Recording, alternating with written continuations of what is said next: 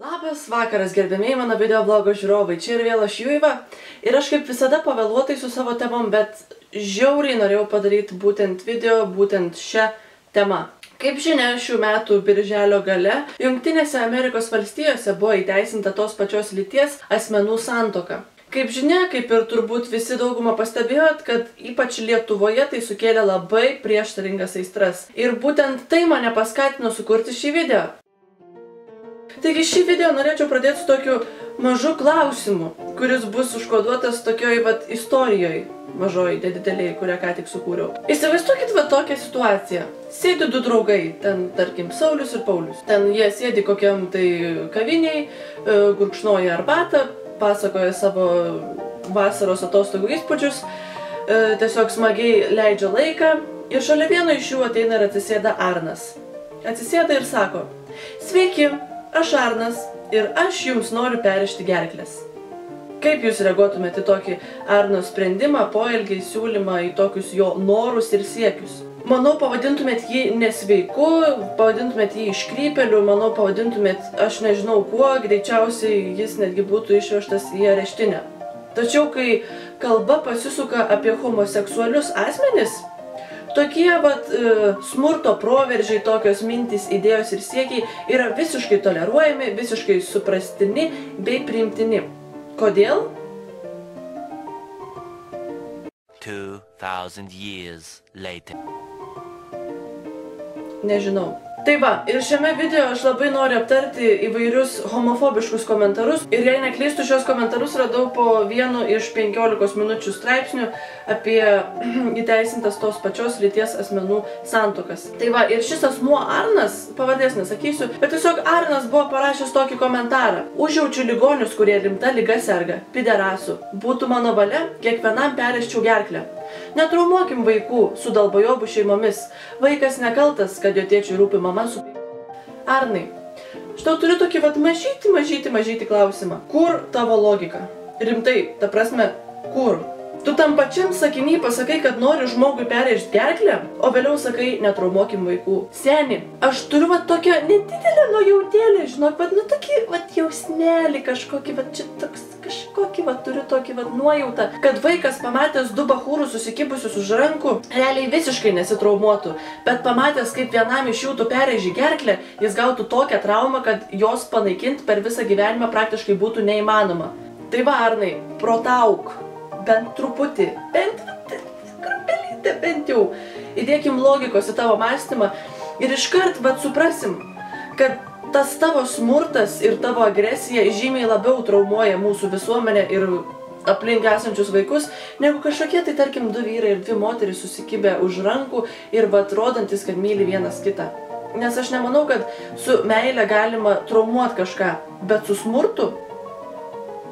Taip pat Genutės komentaras: "Greit, mes tradicinės šeimos tapsim retenybę. Niekaip nesuprantu, jie negali daugintis, bet jų vis daugėja. Kaip jiems tai pavyksta?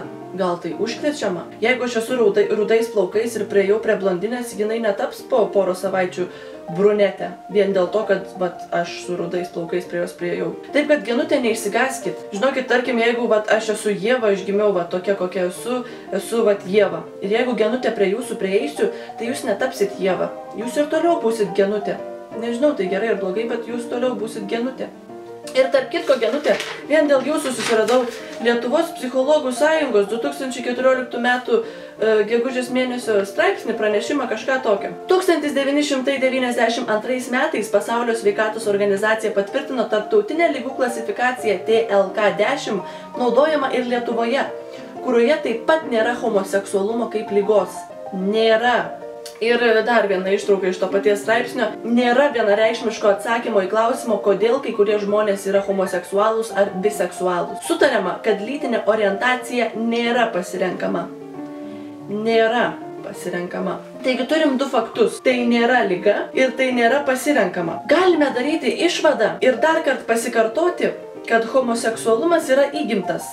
Rados komentaras man taip pat labai patiko. Jis buvo sulaukęs, tarp kitko, daugiausiai like paspaudimų po to straipsnių. Tai va: "Neatimkit iš vaivų vaivorykštės. Ačiū. Aš to niekada nepadarysiu ir ligonių nepalaikysiu."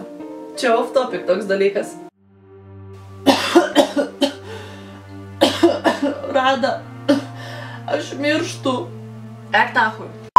Dar vienas komentaras, kuris man sukėlė labai tokių įdomių emocijų, tai buvo Tomo komentaras. Pederastam ne.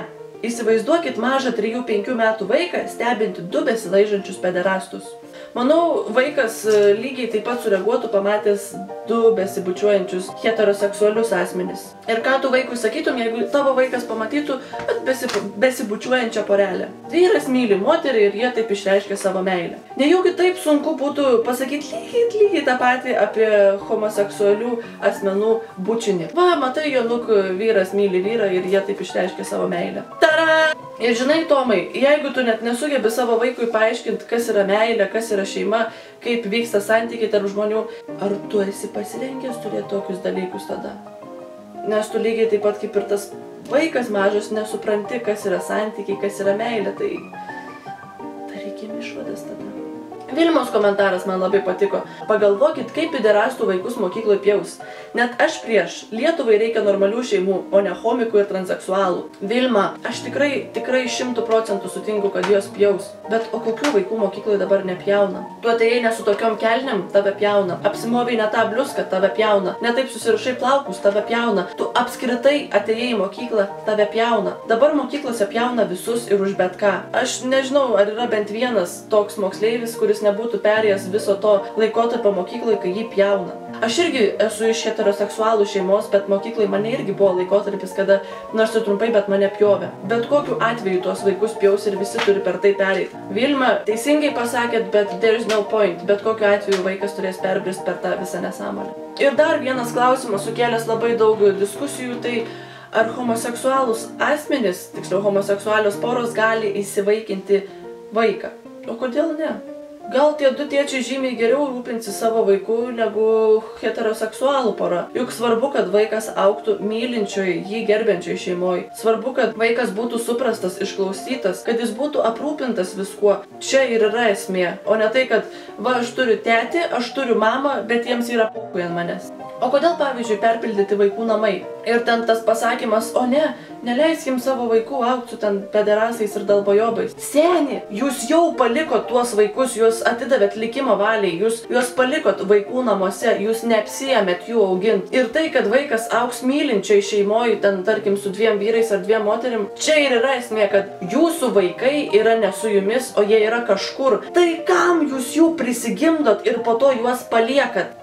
Tai va, ir video esmė yra tokia, kad tiesiog turėkit savo nuomonę ir tą nuomonę turėkit protingą ir argumentuotą, o ne tiesiog kažkokią pilną agresijos, smurtų ir panašiai. Pagalvokim prieš kažką sakydami. Tikiuosi, šis video galbūt bent kiek privertė jūs susimastyti ir pakeisti požiūrį kai kurios dalykus. Tai tiek tam kartui. Nepamirškit aplankyti visų tų linkų, kurie yra apačioj, nepamirškit aplankyti B17 puslapio, gal rasit, kas jums patinka ir išsirinksit kažką gražaus. Ačiū, kad žiūrėjot ir iki kitų susitikimų. Iki.